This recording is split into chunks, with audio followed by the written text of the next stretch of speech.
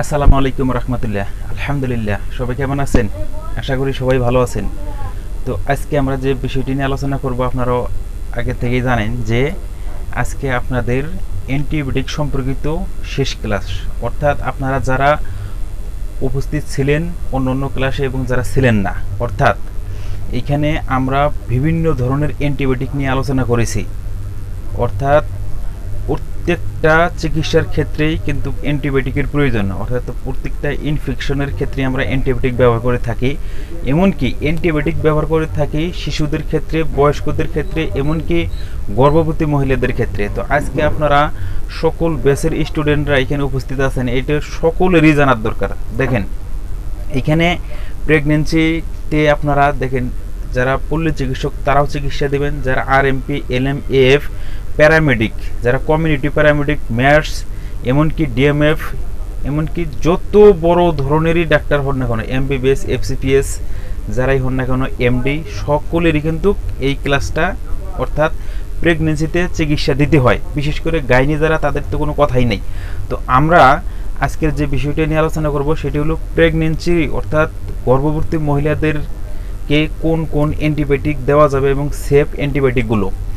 তো এইটা আপনি সবারই প্রয়োজন। আমরা যে বিষয়গুলো অর্থাৎ এফডিএ, ফুড অ্যান্ড ড্রাগ অ্যাডমিনিস্ট্রেশনের তথ্য অনুযায়ী আমরা যে ওষুধগুলো অর্থাৎ যে ড্রাগসগুলো প্রেগনেন্সিতে সেফ, এই ড্রাগসগুলোই লেখার চেষ্টা করেছি। তারপর আরেকটা কথা মনে রাখবেন যে বর্তমানে আগে অনেক অ্যান্টিবায়োটিক প্রেগনেন্সিতে সেফ ছিল না, কিন্তু বর্তমানে অনেক অ্যান্টিবায়োটিক প্রেগনেন্সিতে সেফ।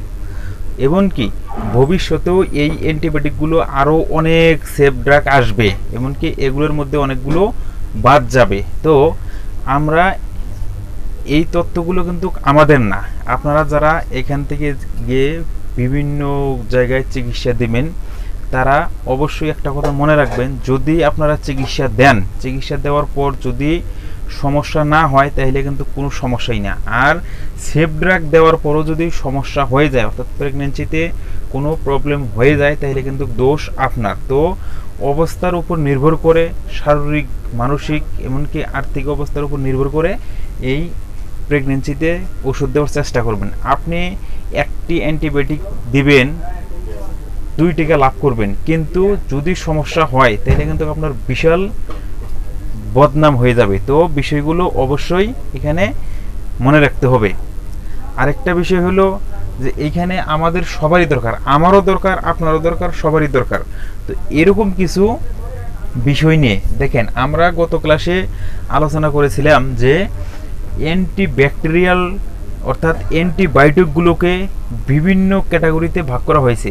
যেমন অ্যান্টিব্যাকটেরিয়াল অর্থাৎ ব্যাকটেরিয়া ক্লিয়ার, এরপরে anti helminthic, anti fungal, anti protozoal, antiviral, বিভিন্ন ক্যাটাগরিতে কিন্তু এই অ্যান্টিবায়োটিকগুলোকে আমরা বা এই ওষুধগুলোকে অ্যান্টি মাইক্রোব্যাকটেরিয়াল ড্রাগগুলোকে ভাগ করেছি। তো অ্যান্টি মাইক্রোব্যাকটেরিয়াল ড্রাগগুলোর আজকে আমরা শুধু আলোচনা করব যেগুলো প্রেগনেন্সিতে সেফ। তো দেখেন, সর্বপ্রথম আমরা আসি যে anti bacterial drugs save in pregnancy. তো দেখেন এখানে 1 নম্বরে সিপ্রোফ্লক্সাসিলিন। আপনারা জানেন যে সিপ্রোফ্লক্সাসিলিন আমরা কিন্তু অহরহ ব্যবহার করে থাকি। তো এগুলো কিন্তু প্রেগনেন্সি ক্যাটাগরি সি। অর্থাৎ এখানে দেখেন, আমরা গত ক্লাসে প্রেগনেন্সি ক্যাটাগরি নিয়ে আলোচনা করেছি। আমরা জানি প্রেগনেন্সি ক্যাটাগরি এ, অর্থাৎ এখানে pregnancy category A, B, C, D, X. গত ক্লাসে আমরা এই প্রেগনেন্সি ক্যাটাগরি 5টা ক্যাটাগরি ভাগ করেছি। এ যেটা ক্যাটাগরি, এতে একবারে 0 থেকে কোনো সমস্যা নাই। বি 1 থেকে 3 মাস, এখানে 1 থেকে 3 মাস। সি এখানে 3 থেকে 6 মাস। ডি 6 থেকে 9 মাস।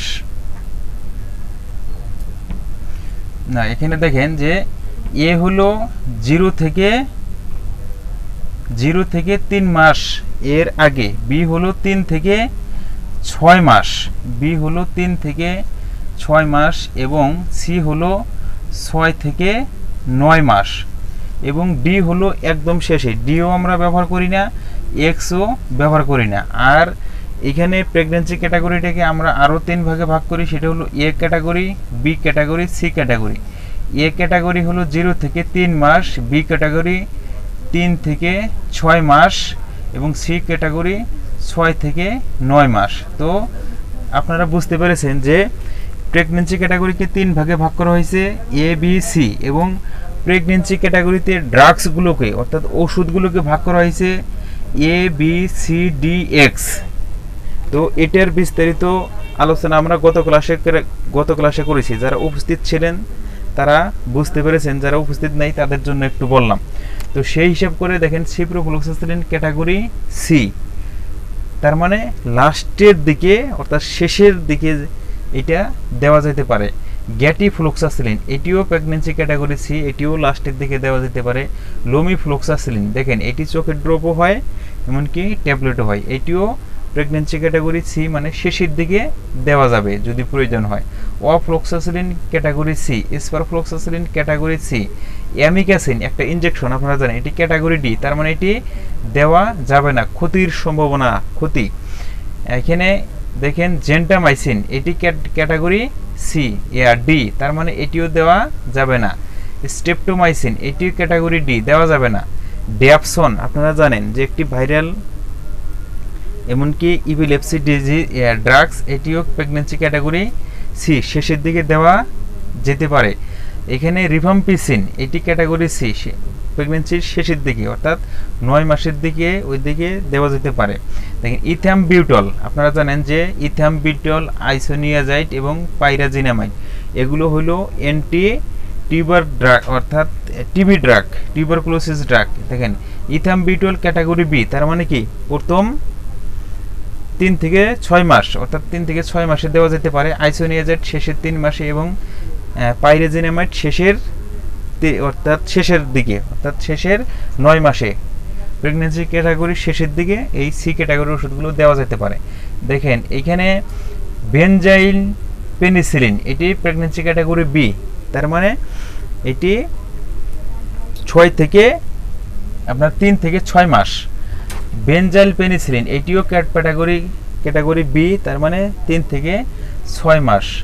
Benzyl penicillin plus procaine penicillin এটিও pregnancy category B.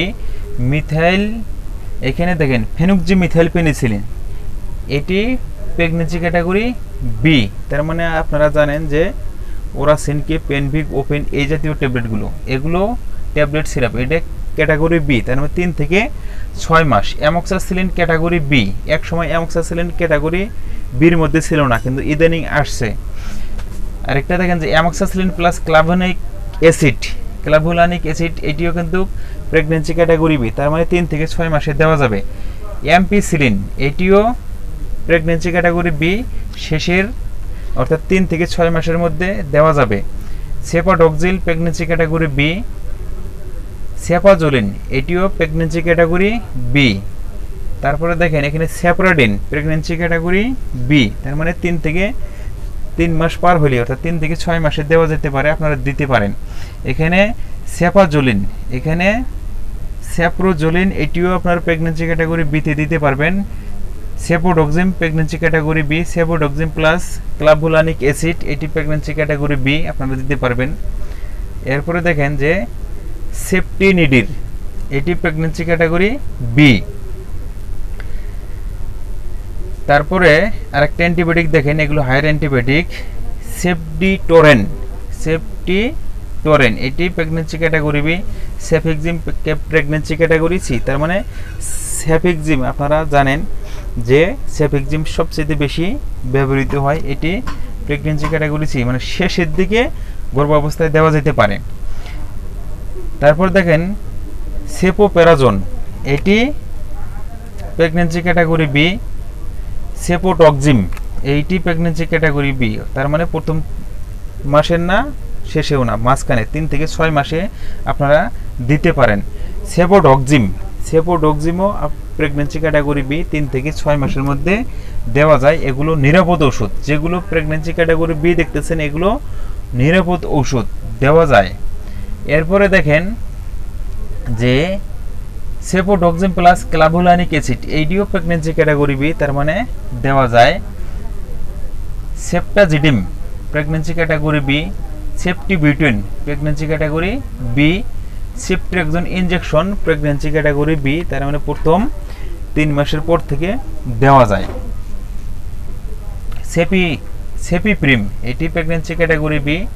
Azithromycin pregnancy category B. Azithromycin এক সময় প্রেগন্যান্সিতে ব্যবহার করা যেত না, এখন কিন্তু প্রেগন্যান্সিতে ব্যবহার করা যায়। তারপরে দেখেন ক্লারিথ্রোমাইসিন প্রেগন্যান্সি ক্যাটাগরি সি, তার মানে শেষের দিকে দেওয়া যেতে পারে। ইরিথ্রোমাইসিন প্রেগন্যান্সি ক্যাটাগরি বি, প্রথম 3 মাস পরেই এটি দেওয়া যেতে পারে। রক্সিথ্রোমাইসিন প্রেগন্যান্সি ক্যাটাগরি বি, আপনারা এটিও শেষের মাঝখানের 3 মাসে অর্থাৎ 6 থেকে 3 মাসে আপনারা দিতে পারেন। স্পাইরোমাইসিন প্রেগন্যান্সি ক্যাটাগরি সি, তার মানে শেষের দিকে 6 মাসের পর থেকে দেওয়া যেতে পারে। ক্লিন্ডামাইসিন প্রেগন্যান্সি ক্যাটাগরি বি, দেখেন এক সময় ক্লিন্ডামাইসিন কিন্তু খুব কম ব্যবহার হতো, এখন কিন্তু ইদানিং অহরহ ক্লিন্ডামাইসিন ব্যবহার করা হয়। তো এখানে দেখেন ক্লোরাম ফেনিকল, এটি প্রেগন্যান্সি ক্যাটাগরি সি, শেষের দিকে ব্যবহার করা যায়, এটি চোখের ড্রপ হিসেবে ব্যবহার করা যায়, আপনারা জানেন। ক্লোক্সাসিলিন, ডাইক্লোক্সাসিলিন, ফ্লুক্লোক্সাসিলিন, এগুলো প্রেগন্যান্সি ক্যাটাগরি বি, তার প্রথম 3 মাসের পর থেকে ব্যবহার করা যায়। কোট্রিমক্সাজল, আপনারা জানেন কোট্রিমক্সাজল এটি প্রেগন্যান্সি ক্যাটাগরি ডি, তার মানে এটি ব্যবহার করা প্রেগন্যান্সি ক্যাটাগরি অর্থাৎ গর্ভাবস্থায় ব্যবহার করা কোনোভাবেই যাবে না, সম্ভব না। এরপরে দেখেন অ্যান্টি হেলমেন্থিক, মানে যে পরজীবীনাশক কৃমিনাশক যে ওষুধগুলো, এগুলো আমরা সাধারণত গর্ভাবস্থায় দিলে গর্ভপাত হয়ে যায়, বিশেষ করে অ্যালবেন্ডাজল, তো এগুলো আমরা দেব না। তার মধ্যে দেখেন প্রেগন্যান্সি ক্যাটাগরি সিতে কিন্তু এগুলো ব্যবহার করা যায় অর্থাৎ শেষের দিকে, অর্থাৎ এখানে 6 মাসের পর থেকে যদি প্রয়োজন হয় ব্যবহার করা যেতে পারে, কারণ কৃমির ওষুধ আপনারা জানেন 4 মাস পর পর খেতে হয়। তো 4 মাস পর পর খেতে হলে একটি গর্ভবতী মহিলা কিন্তু এখানে 9 মাস, তার মানে কি প্রথম মাস খাওয়ার পরেও তারপরে আরও কিন্তু এখানে 9টি মাস থাকে, এই জন্য মাঝখানে একটা খাওয়া লাগতে পারে। সেই হিসেব করে এখানে পাইরন্টেল প্যামোয়েট, আপনারা জানেন যে মেলফিন ডিলিনটিন যে সিরাপগুলো, এটি প্রেগন্যান্সি ক্যাটাগরি সি, মানে শেষের 3 মিনিট অর্থাৎ 6 মাসের পর থেকে দেওয়া যেতে পারে। Mebendazole pregnancy category C, levamisole pregnancy category C, অ্যালবেন্ডাজলও প্রেগন্যান্সি ক্যাটাগরি সি, আইভারমেকটিন আপনারা জানেন এটিও প্রেগন্যান্সি ক্যাটাগরি সি। তবে আমরা কিন্তু কখনোই এই কৃমির ওষুধ প্রেগন্যান্সি অবস্থায় ব্যবহার করি না, করতে দেইও না। আর যারা রোগী অর্থাৎ এখানে গর্ভবতী মহিলা, তারাও কিন্তু এই প্রেগন্যান্সিতে কোনো সময়ের জন্য এই আপনার কৃমির ওষুধ খায় না, তার মানে অ্যাবর্শন হওয়ার সম্ভাবনা খুবই বেশি, এই জন্যে তারা কিন্তু এটি খায় না। তো ইচ্ছা করলে যদি জটিলতা মনে হয় তাহলে এই ক্ষেত্রে ব্যবহার করা যেতে পারে। তো এরপরে দেখেন অ্যান্টিফাঙ্গাল ড্রাগস। অ্যান্টিফাঙ্গাল ড্রাগসের মধ্যে এখানে কিটোকোনাজল আপনারা জানেন যে ইট্টাকোনাজল, ফ্লুকোনাজল, এই যে ওষুধগুলো, এখানে কিটোকোনাজল প্রেগন্যান্সি ক্যাটাগরি সি, শেষের দিকে ব্যবহার করা যায়। নাইস্টাটিন এটি প্রেগন্যান্সি ক্যাটাগরি সি, শেষের দিকে অর্থাৎ এখানে 6 মাসের পর থেকে ব্যবহার করতে পারবেন। আর এখানে দেখেন ভেরিকোনাজল, লেটেস্ট একটা মেডিসিন ভেরিকোনাজল, তো এটি প্রেগন্যান্সি ক্যাটাগরি ডিতে ব্যবহার করা যেতে পারে।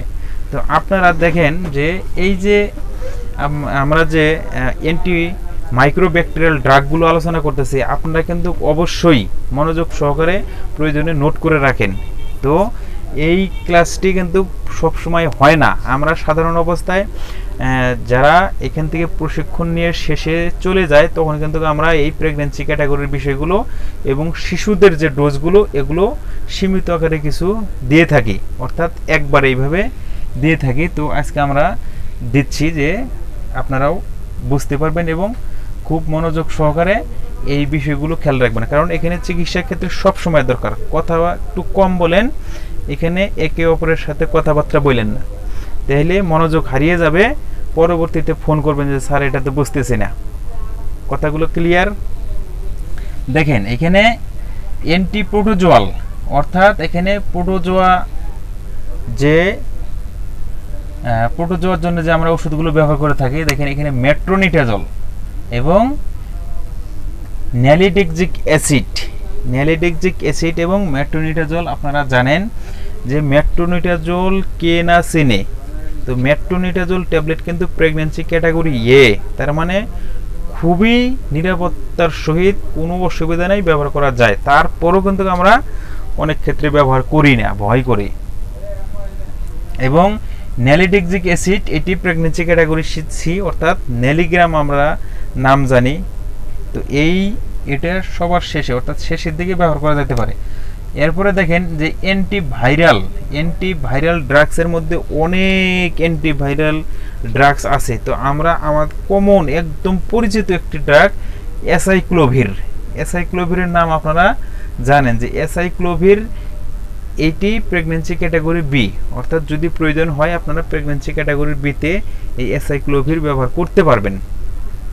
তো দেখেন আজকের যে বিষয়টা আমরা সেফ ড্রাগস ইন প্রেগন্যান্সি, তো প্রেগন্যান্সিতে অর্থাৎ গর্ভ অবস্থায় সেফ ড্রাগের মধ্যে কোন কোন ড্রাগ, যে অ্যান্টি মাইক্রোবিয়াল ড্রাগ কোনগুলো, যে antibacterial, anti helminthic, anti fungal, anti protozoal, anti viral. তো আমরা কিন্তু গত ক্লাসে আপনাদেরকে এই ধারাবাহিকভাবে এই আলোচনাগুলো কিন্তু করেছি, অর্থাৎ অ্যান্টি মাইক্রোব্যাকটেরিয়াল ড্রাগস কোনগুলো, তারপর অ্যান্টি হেলমিন্থিক ড্রাগস কোনগুলো, সমস্ত বিষয় নিয়ে আসছিলাম। আর আজকে শুধুমাত্র প্রেগনেন্সিতে ব্যবহার করা যাবে, অর্থাৎ গর্ভাবস্থায় আপনারা যে ওষুধগুলো ব্যবহার করবেন এই ওষুধগুলো। দেখেন গ্রামে আপনি যখন প্র্যাকটিস করবেন, সফল প্র্যাকটিসের জন্য আপনার সর্বপ্রথম শিশুদের চিকিৎসা জানতে হবে এবং দ্বিতীয়ত হলো গর্ভবতী মহিলার চিকিৎসা জানতে হবে। যখন আপনি এই দুইটা চিকিৎসা জানবেন তখন বাকি যে চিকিৎসাগুলো অনায়াস এবং ইজিভাবে সবাইকে অহরহ দিতে পারবেন। তো এখানে বৃদ্ধদের চিকিৎসাটা কিন্তু একটু জটিল, কারণ এখানে তাদের সমস্ত পার্টস অর্থাৎ এখানে অর্গানগুলো কিন্তু দুর্বল থাকে। তো এক্ষেত্রে আপনারা যত বেশি শিশুদের এবং গর্ভবতী মহিলাদের চিকিৎসা দিতে পারবেন, দেখবেন আপনার চেম্বারে রোগীর সিরিয়াল থাকবে। তো আশা করি আপনারা বুঝতে পেরেছেন, পরবর্তীতে এই বিষয়টা নিয়ে আর আপনাদের কোনো অসুবিধা হবে না।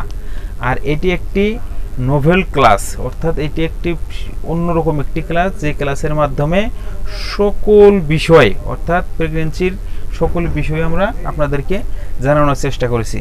তো আজ এ পর্যন্তই, সবাই ভালো থাকবেন, সুস্থ থাকবেন, আল্লাহ হাফেজ।